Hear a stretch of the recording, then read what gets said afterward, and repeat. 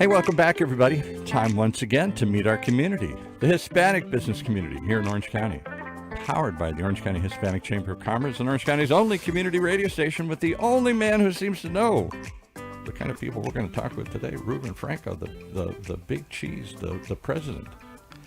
Thanks, Paul. Is that what they refer to you as? Are you the big cheese? You do, but I'm not sure. I've been called worse, but whatever. Well, you certainly know a lot of the players in Orange County, like your guest today here. Well, we have a big one today. I mean, this is a gentleman I've known for over 30 years.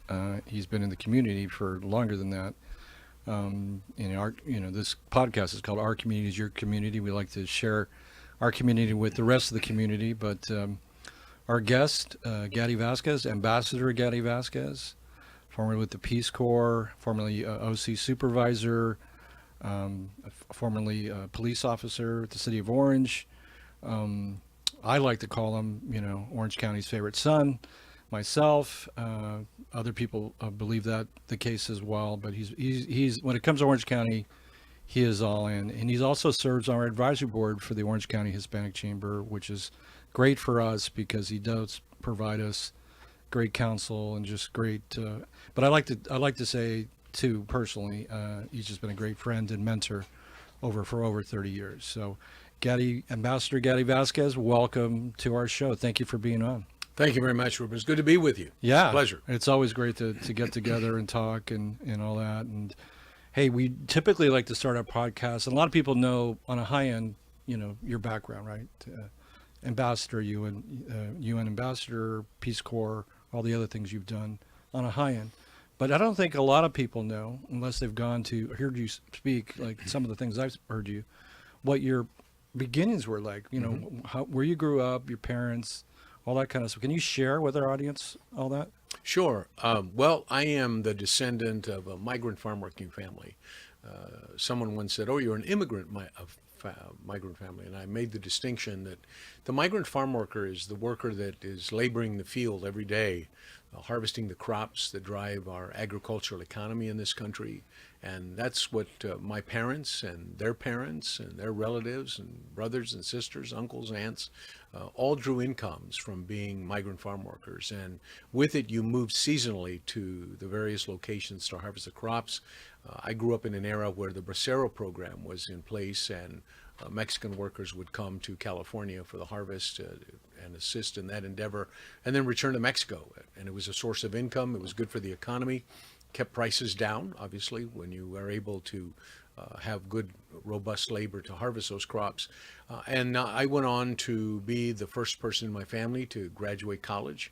Neither of my parents graduated high school, but they were insistent that through higher education, we would be able to break that cycle of poverty, because it was a very difficult economic condition to live in.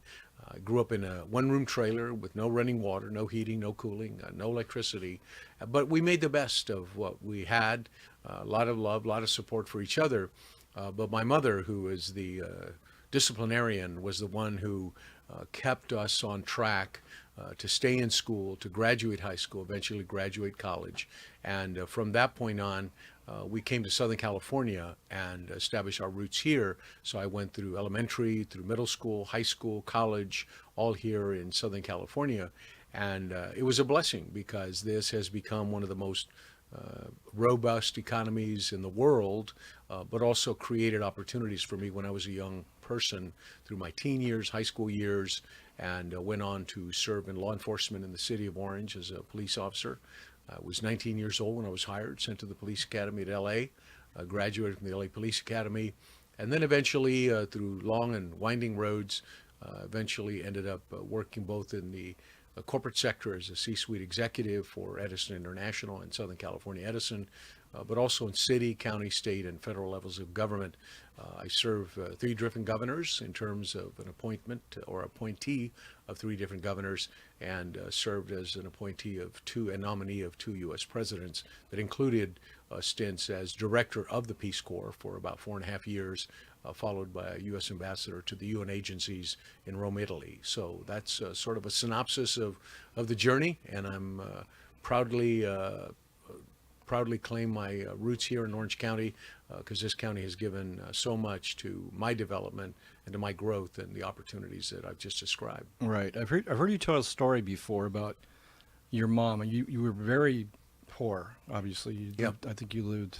It wasn't a shack, but it was a trailer. It was a one-room trailer. One-room place. trailer, Yeah. right? So, Yep. very limited, right? But you had people who knocked on your door. Can you tell us stories about what your mom? Yeah, I was, fascinated at a very young age by my mother because there were people that would come to the door of that one-room trailer, people who were homeless and in need of a meal.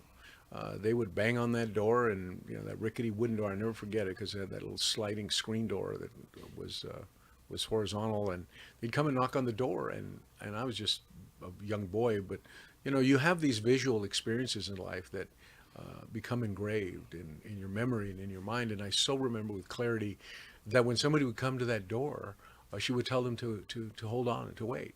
And she'd go put together, a tortilla with beans or whatever was available at the time, never turning anyone away. And I was just drawn to it because I'm thinking, wow, we barely have stuff for ourselves, and yet my mother never turned anyone away. She's 90 years old now. Wow. She's still alive. Yeah. And I've told people, if you went to her house today and you banged on that door and you asked for a meal because you were in need, I can assure you she would ask you to wait a moment and she would put something together. That's who she is. And I learned from her that the teaching of better to give than to receive can be an essential part of who you are as a person. And so I have always tried to be a practitioner of finding ways to help others, and hence I've been able to do so through the director of the Peace Corp, serving as U.S. ambassador, dealing with world hunger, poverty, disease in the world. And I've just been blessed. But those images, that experience has been lasting and enduring throughout my life. Wow. And you're a man of faith as well. I am. How has faith directed the decisions you make, both personally and both professionally? Well, there are times that I've had to make some very difficult decisions, and I think that prayer is an avenue that I've used to be able to arrive at some very important decisions in my life. And praying and having the faith that coincides with that prayer is critically important. There's a song, a hymn that says that prayer is the key to heaven, but faith unlocks the door. Oh. I've always remembered those words because I think there are instances where you think about it that way, and you got to have both if you're going to have success in making those spiritual pleas to a higher authority. Yeah. Was there a time where you had to really get down on your knees and pray about, I don't know, what was like one of the most serious situations because you've been through some pretty phenomenal things? Is there a time that you could describe what that was like? Oh, there are many, many instances. I think the most powerful moments have been when I've had to endure a physical health ailment that was very ominous, very threatening. One of those where, you're being advised that you ought to be preparing for the end and take all of the steps to do so. But finding the strength to make a plea to heaven and then being able to survive, being able to live to fight another day. I was in the White House on the morning of 9/11 when the attacks occurred. I was an evacuee. I didn't know that. I was an evacuee as the Secret Service ordered us out of the White House and ordered us to run from the White House, not walk, which is highly unusual because it's such a revered place. You don't run through the hallways of the White House. That day we were ordered to run, not knowing exactly what had transpired and later to come to find out. And so that became a time of reflection, a time of prayer for our nation, for the safety of Americans and for the families of those who were victimized by the horrible attacks. But it also was a time of reflection to say, what do I do with this experience? Because I had been nominated to be director of the Peace Corp. I was pending Senate confirmation. And so it was a time of reflection because it was such a devastating event, a horrible, horrible event. People said to me, well, that's probably going to pose some challenges for recruitment at the Peace Corps for people to go overseas and serve. And I'm happy to report that just the opposite happened. Our recruiting numbers went through the roof. Americans from all walks of life and backgrounds across the nation began applying in record numbers. And I think that speaks to the values of who we are. But it was also a prayerful time for me to be able to find the wisdom, the grit, the determination to lead, to guide the Peace Corps in those troubled and challenging times. And fortunately, they turned out to be great times for America in terms of American volunteerism. Well, you said you went through Senate confirmation, and I've only seen it on TV, either in a Godfather movie or on CNN or on Fox or whatever it may be. What was it like going through a Senate confirmation? It is a process that I think is important in our country, in our democracy, that when nominated by the President of the United States, the confirmation by the United States Senate is an essential phase of being able to serve our nation at the highest levels. There has to be a sense of trust, confidence, also a sense of trust in the competencies of the individual to be able to do the job. And so it is intrusive in a lot of sense. There's requirements to make all kinds of disclosures that some people are not comfortable making because most people like their privacy. Yeah. But when you step into the public arena at that level, there are imperatives. And one of them is that you declare your holdings, your financial interests, where you've worked, where you've served, what you've done, and be subject to background investigations that are very intrusive, shall I say, but do help inform the process that the Senate has to engage in. And I'm happy to say that I was confirmed by the United States Senate for Director of the Peace Corps. I was confirmed by the United States Senate to be a U.S. ambassador. So it was and still is for me a high honor to be able to serve my country. That's amazing. You mentioned earlier the Bracero program, right? And I know immigration is top of mind for a lot of people. What did you think of that program, or what do you think of a program similar to that? Maybe how would that work if we went back to something like that today? Well, I think there has to be a clear evaluation of our public policy as it relates to immigration, perhaps a work program that allows for seasonal workers to take up certain responsibilities, whether they come from Mexico as the Bracero program enacted. And you talk to people, there are many, many descendants of parents who work side by side or came in by virtue of the Bracero program. Right. It was very, very important and still remains important to the agricultural industry in America, particularly California, because much of that labor is the reason that we can pay, moderate rates, costs for agricultural, everything from vegetables to grapes to you name it, to keep those prices stable, to keep them on a continuum.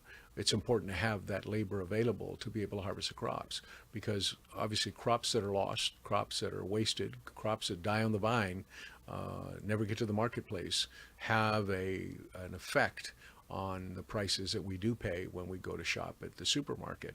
And I think any good consumer will take note of the fact that certain products have seen an escalation in price for a variety of reasons. But I think that one of the ways that you keep the cost contained is by ensuring that you have availability of good labor that can do the work and do it well.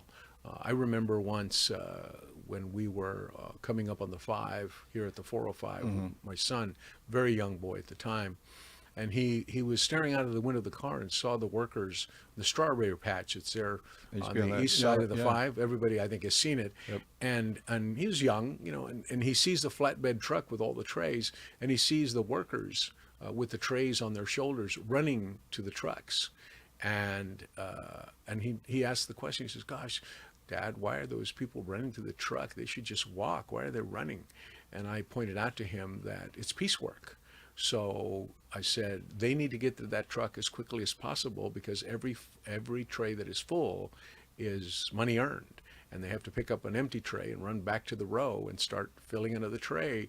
And it was a moment in time that it gave me a window of opportunity to explain to him that farm working is hard work. It's tough on the body. It's not something that you can do for a very, very long time. Some do. But it is very hard work. And so finding the people that are willing to do that work is critically important to the agricultural industry.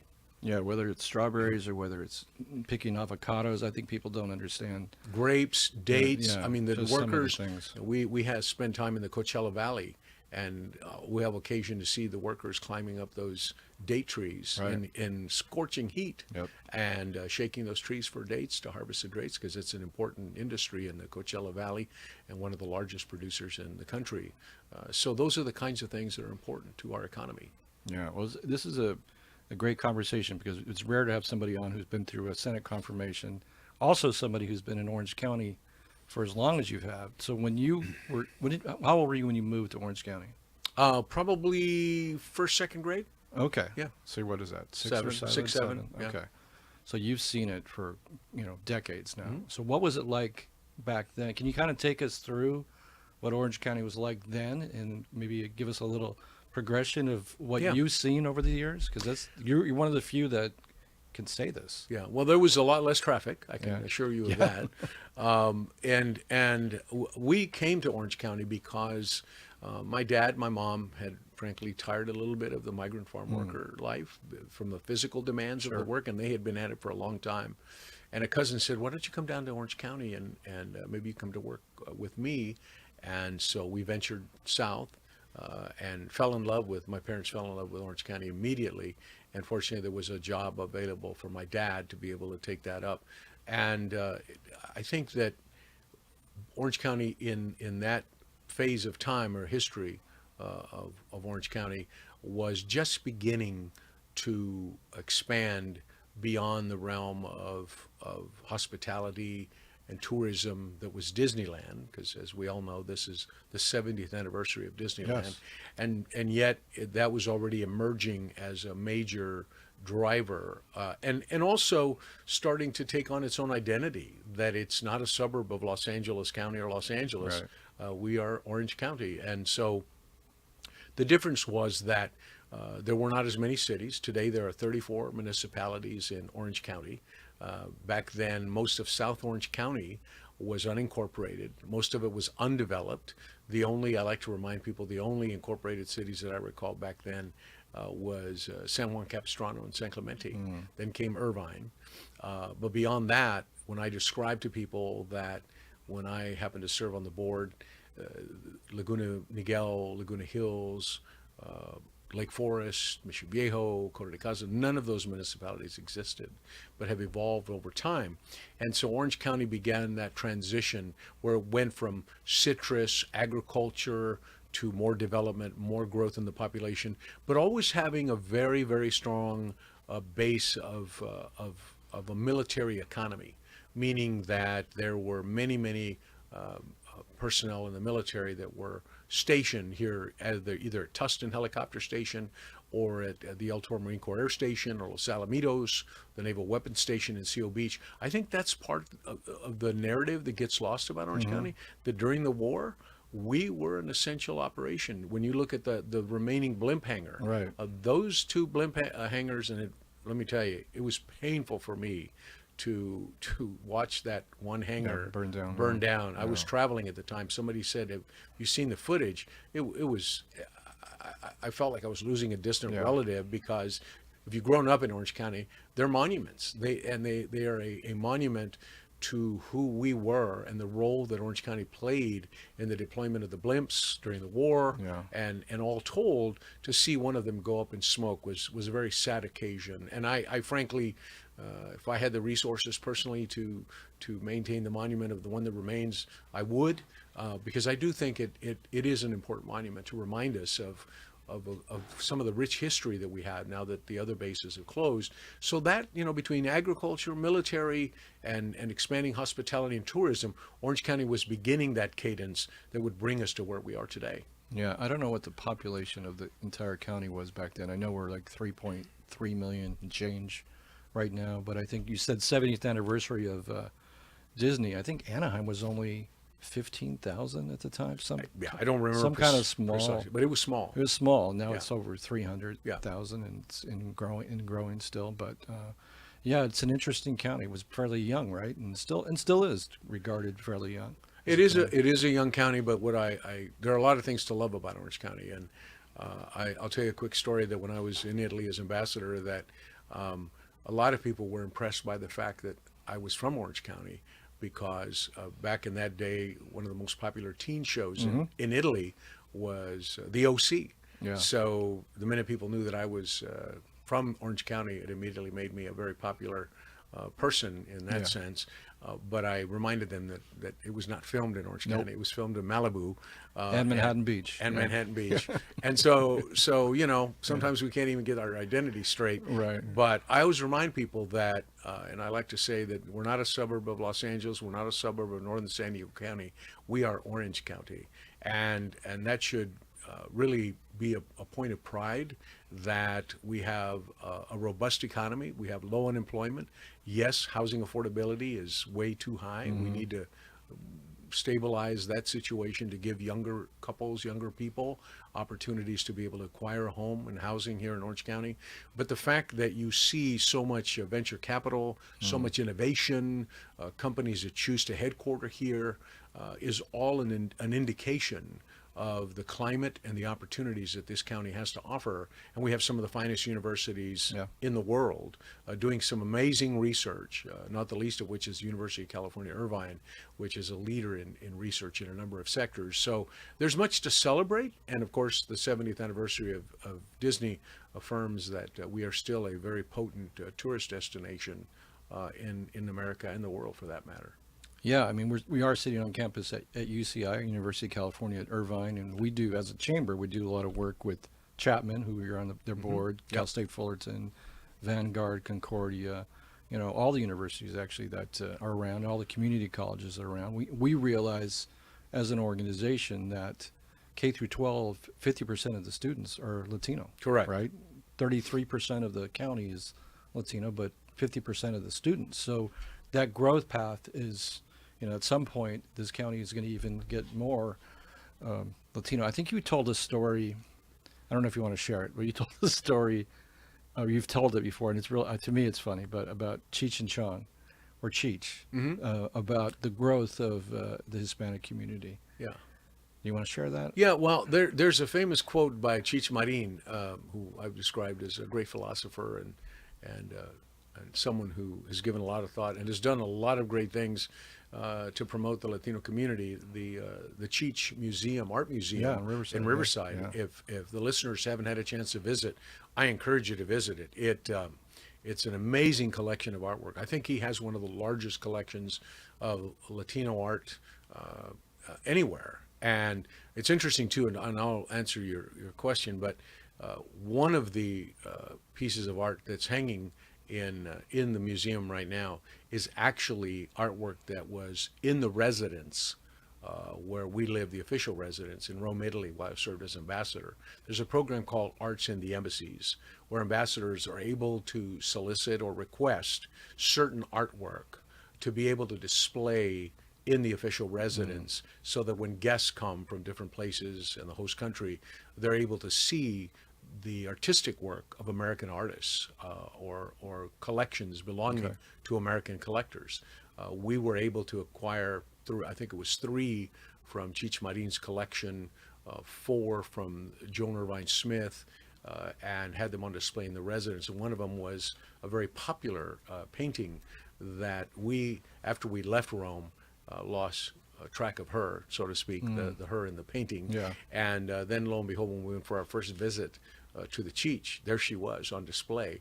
And it was a reunion of sorts. Sure. That, like, wow, that painting hung in the residence in Rome for years, and now here she is in Riverside at the Cheech. And so Cheech Marin, in talking about how the Latino population is growing significantly across the nation. Right. There are states where the percentage of Latinos was a very small fraction of the population, where today it's growing immensely. And he said something that I think is very appropriate. He said, people shouldn't be scared or concerned. We come in peace, and we have you surrounded, which speaks to both things, And so I think that really captures the attitude and the outlook of those of us who are proud of our heritage. I'm most proud to be an American, but I celebrate the fact that my roots, were my grandparents who came from Mexico to this country. My parents were born in Texas. I was born in Texas, and this country has given us so much, and the opportunity to serve our country as director of the Peace Corp, in local elected office, in public safety and as a U.S. ambassador is, beyond my wildest dreams. But one of the great moments in time was when I took my oath of office as ambassador in the Benjamin Franklin Hall of the State Department, which is a beautiful, beautiful venue. And I had asked my mother to come to the swearing in. And she reminded me she had never flown on an airplane anytime, anywhere. And I said, you have to come to this. This is like once in a lifetime opportunity.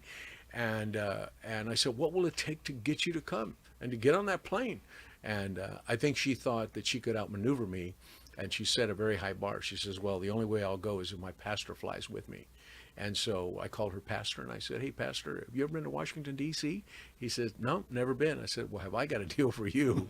And so he did. He flew with her and his wife, and they brought her back to Washington, D.C., and she was there to celebrate the moment with so many others. And she's 90 years old today and living very happily in the city of Orange. Well, that's why you're an ambassador. If you can convince your mom to do something she's never done, that's harder than a lot of other issues out there.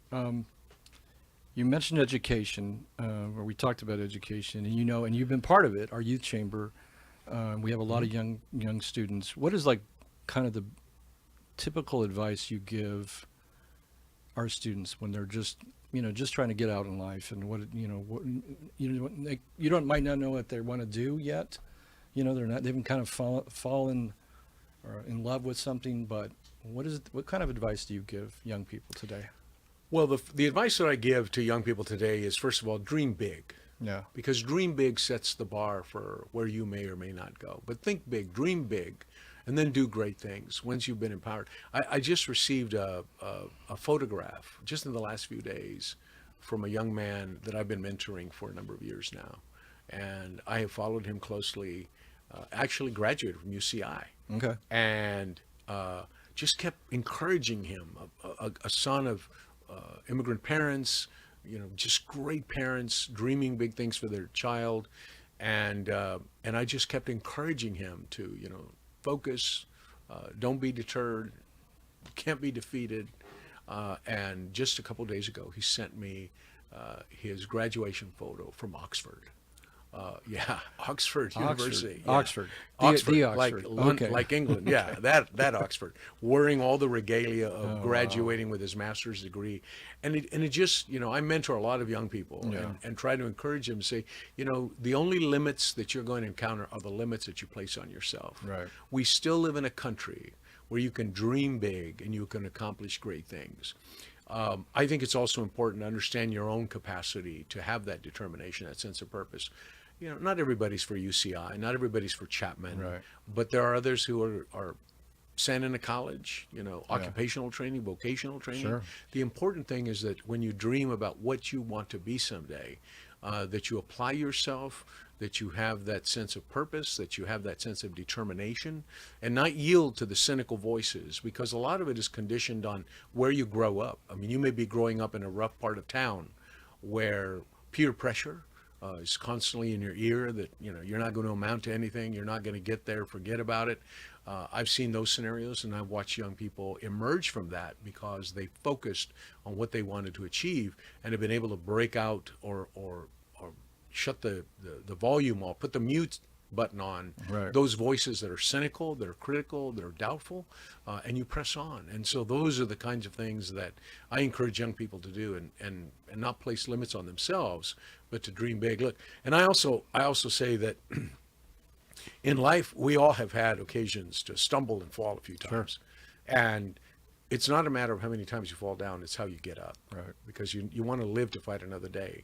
And that's what I encourage young people too, that, tough times will come, but you get up and you fight another day and you keep pressing on.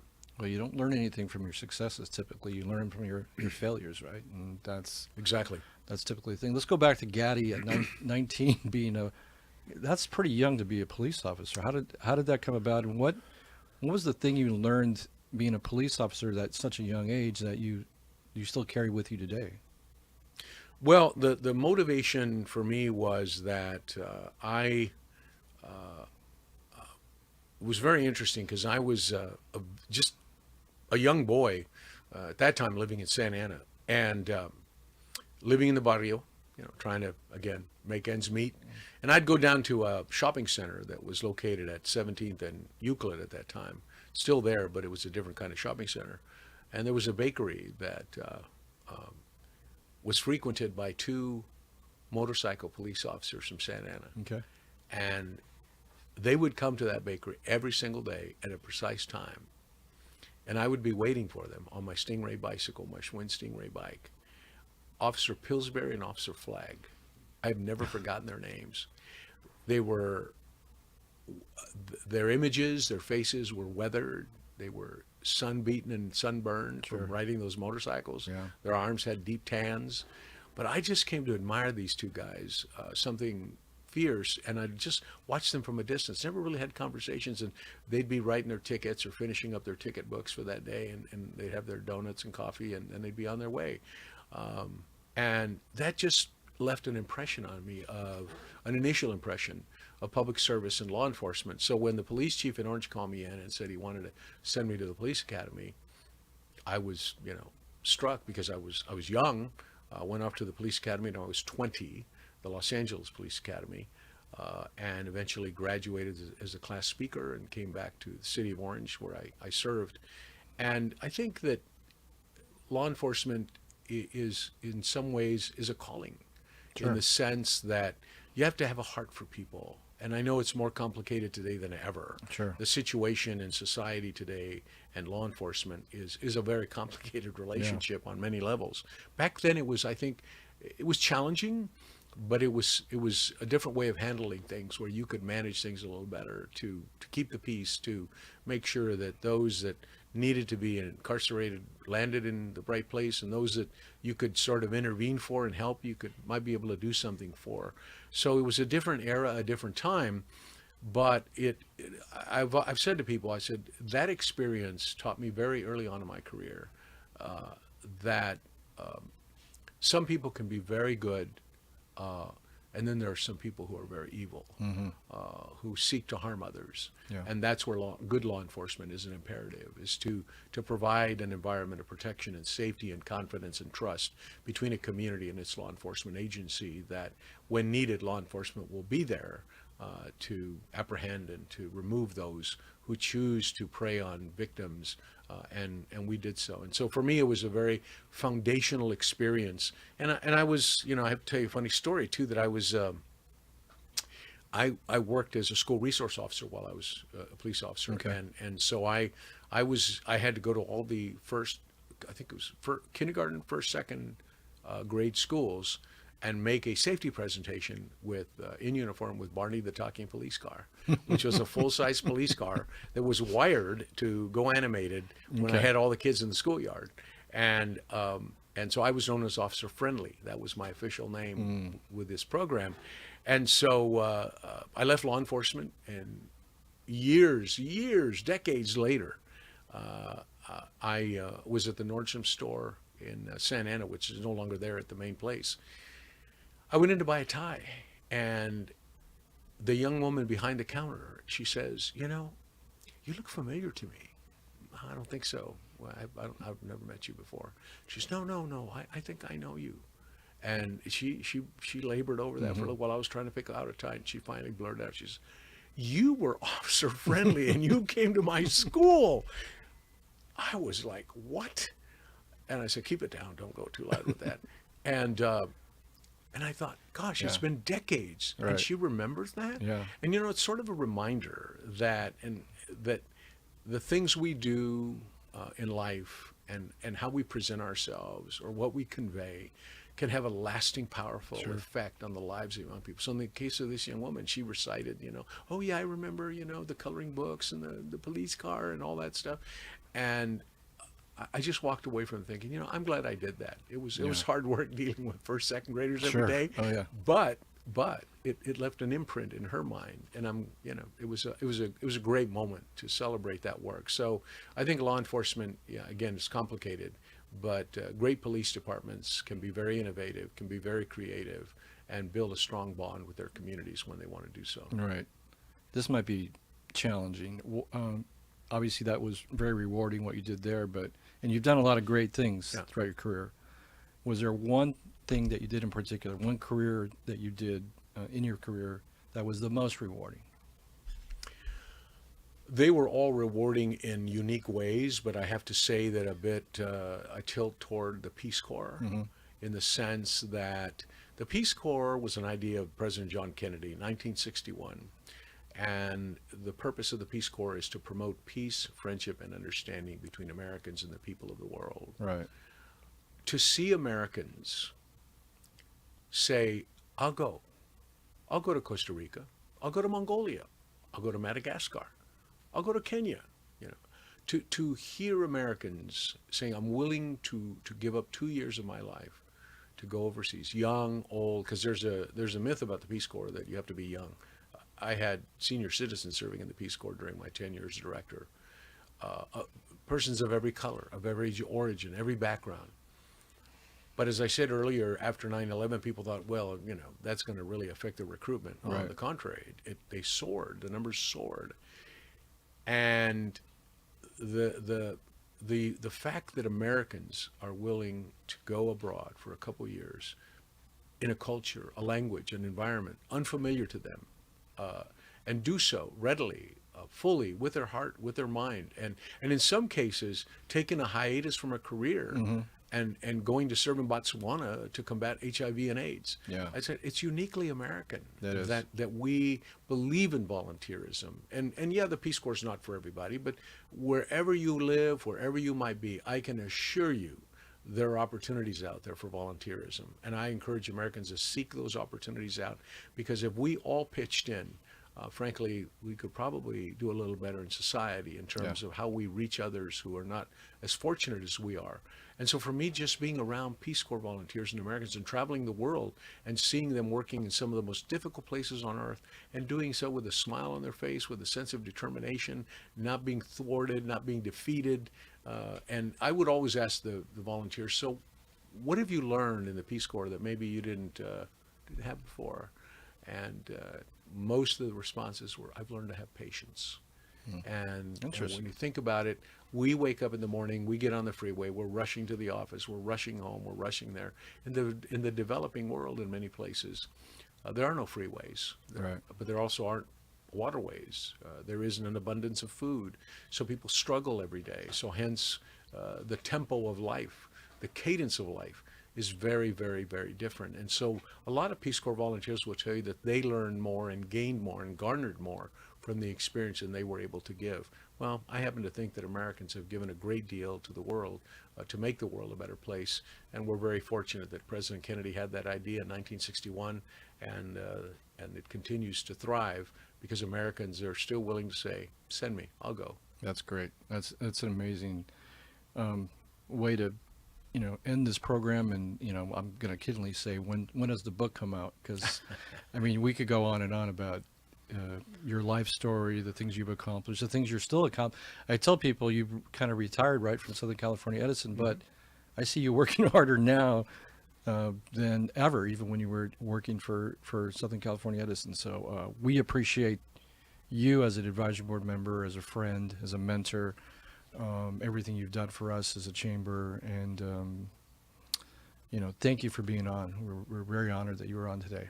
My pleasure. The Chamber is a great organization. You're providing great leadership. You have a great board, and I hold out great hopes for a very robust Hispanic Chamber here in Orange County going forward, and you are certainly providing great leadership in that regard. Thank you, Gaddi, and thank you everybody for listening today. We appreciate it.